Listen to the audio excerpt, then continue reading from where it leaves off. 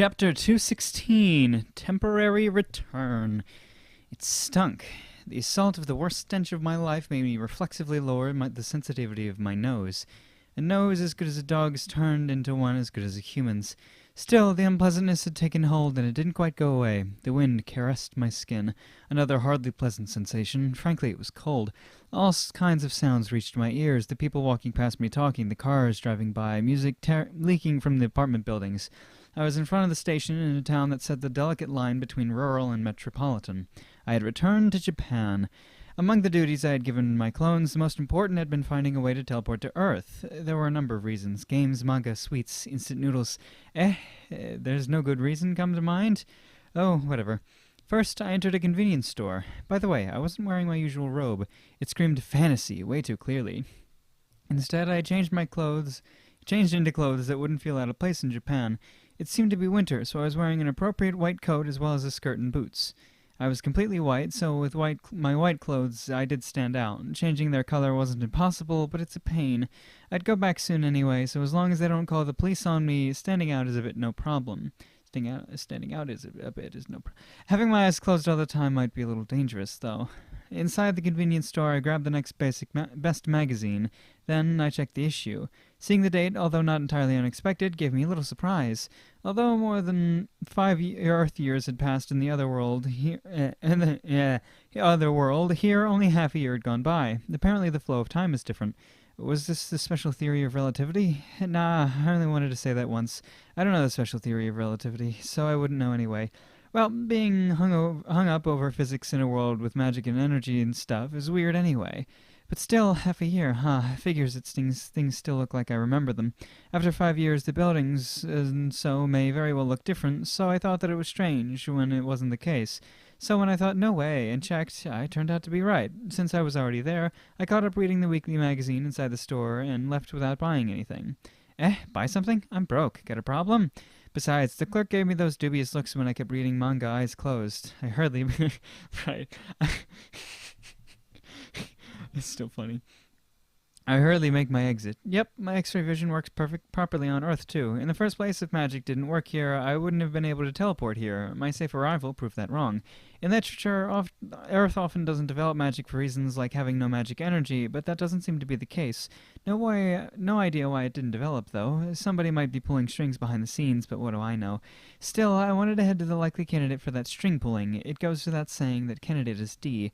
My biggest reason for coming to Earth was meeting D in person. Entertainment and such were only secondary. Really, okay.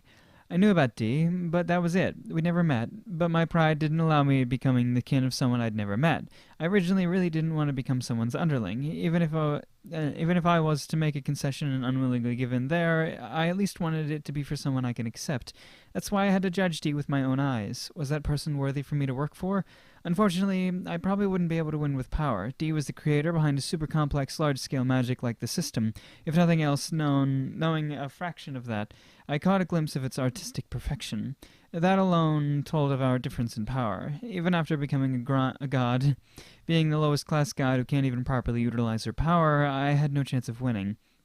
Besides, if I was to blindly believe fragmented information and what D disclosed, then D was particularly strong even among the gods. If I was to blindly believe it, that is. That's why I wouldn't look at D's power.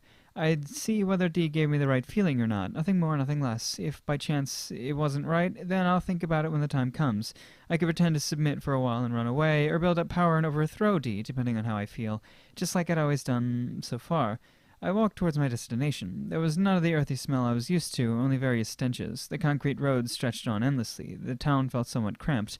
None of those sensations particularly moved me. I didn't feel like I'd come home. You could say that it's natural. If I had to say, there was only that hazy feeling. Giron stall. Right.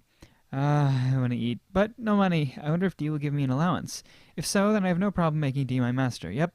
I walked from the station to residential area. Compared to downtown, there was less people here, and shops slowly disappeared.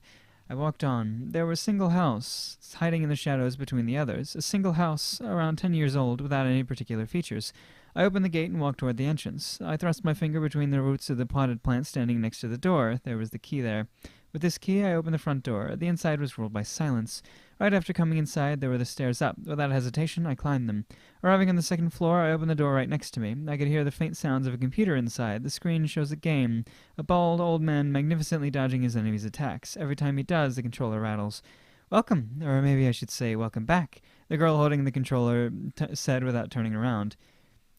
It's the first time in my life that I'm here, so it would be welcome. Curiously, my words came out fluently. The Demon Queen aside, that might be the first person I could talk to properly, and I knew why. Nice to meet you, I suppose, Wakabe-hiro-san, or should I call you D?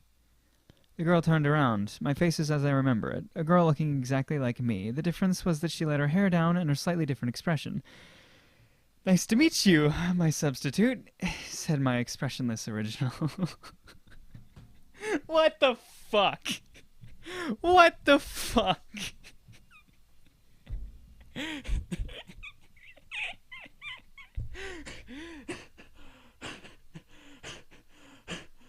What? Oh, God.